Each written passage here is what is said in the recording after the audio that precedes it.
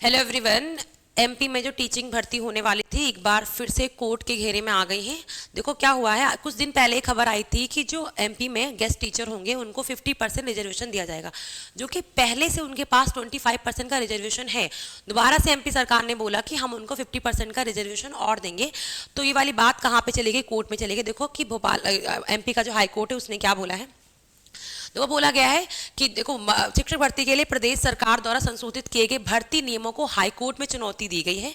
27 दिसंबर 2024 को संशोधन कर अतिथि शिक्षकों को, जो आपके गेस्ट टीचर होंगे, उनको 50% का रिजर्वेशन दिया गया था। ठीक है, कुछ दिन पहले मैंने बताया था, खबर आई थी। इसको लेके हाई कोर्ट के डबल बेंच ने क्या किया है, राज्य सरकार को नोटिस जारी किया है।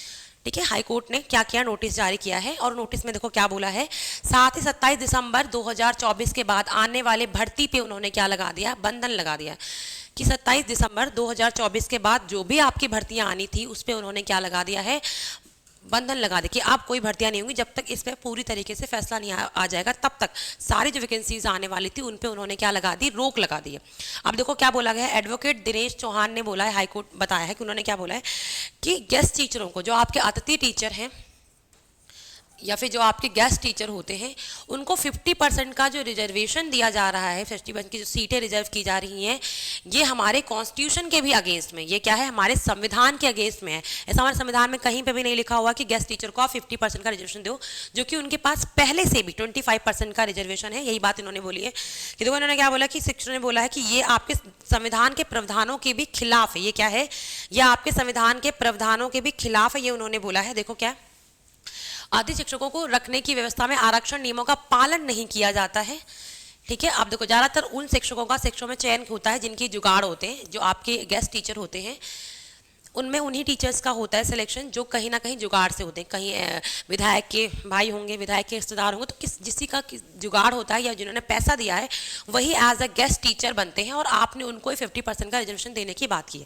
ठीक है, और इसमें सबसे ज़्यादा जो हानि होने वाली वो किनको होगी, जिन्होंने बीएड करके रखा है, डीएलएड करके बैठा हुआ है, डीएलएड है, बीएड है, उनके पास ऐसे लाखों बच्चे जो जिन्होंने बीएड डीएलएड कर रखा है, उनको इसका क्या होने वाला, लॉस होने वाला है। इस वजह से ये कहाँ पे गया है, ये आपके हाई कोर्ट में गया है। देखो क्या हुआ है, लाखों गैर अतिथि शिक्षक उम्मीदवारों का नुकसान करना होगा, जो मतलब जो आपके अतिथि टीचर नहीं है उनका क्या होगा, नुकसान होगा, जबकि पहले ही अतिथि शिक्षकों को 25% का रिजर्वेशन मिला हुआ। मैंने पहले बोला था ना कि इन्होंने 50% की बात यहाँ पे की, 25% रिजर्वेशन पहले से मिला हुआ गेस्ट टीचरों को, ठीक है, उपलब्ध है। इस मामले में अगली सुनवाई 4 हफ्ते बाद होगी। ठीक है, अभी पहली सुनवाई आ चुकी है, और साथ में हाईकोर्ट ने ये बोल दिया है कि 27 दिसंबर के बाद जितनी भी वैकेंसीज आएंगी टीचर को लेकर, उन पर सब पे रोक लगा दी है।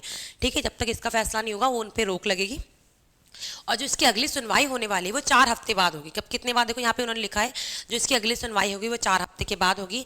नई भर्ती नियम से आरक्षित वर्ग के गैर अतिथि शिक्षकों को भी सबसे ज़्यादा नुकसान होगा, है ना। इन्होंने ये बताया है कि ये ऐसा क्यों किया जा रहा है कि जो आपके गेस्ट टीचर है उनको तो देखो फायदा हो ही रहा है, पर जो आपके गैर गेस्ट टीचर है उनको बहुत नुकसान होने वाला है, क्योंकि वो उन्होंने पहले से बीएड करके रखा, डीएलएड करके रखा, आप उनकी जगह पे क्या कर रहे हैं, 50% सीटों को रिजर्व कर रहे हैं।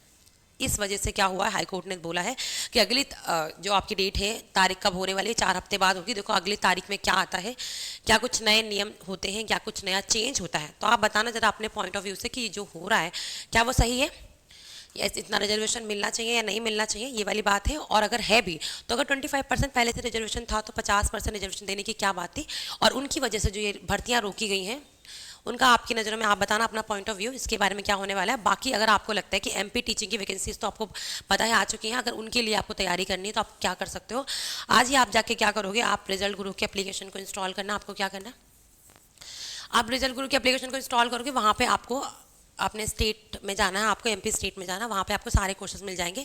जो क्लासेस है उसका जो डेमो होगा वो पूरी तरीके से फ्री है। डेमो क्या है वो आपका फ्री है, एक बार जरूर डेमो देखो। देखो अभी रोक लगाया है, 4 हफ्ते बाद इसकी डेट आ जाएगी, आपको पता है 4 हफ्ते बाद इनकी सुनवाई आती है। देखो सुनवाई में क्या होता है, बट आप अपनी तैयारी को अच्छे से रखो, जो एमपी टीचिंग की भर्ती आई है उन पर तैयारी आपको बहुत अच्छे से रखनी है। तो यहाँ पे आप रिजल्ट गुरु की एप्लीकेशन पे आना, यहाँ पे आपको डेमो क्लासेस एकदम से फ्री मिल जाएंगी। ठीक है, यही इन्फॉर्मेशन मुझे आपको देनी थी। आप सब लोग अपना बहुत अच्छे से ख्याल रखो। Bye bye, take care.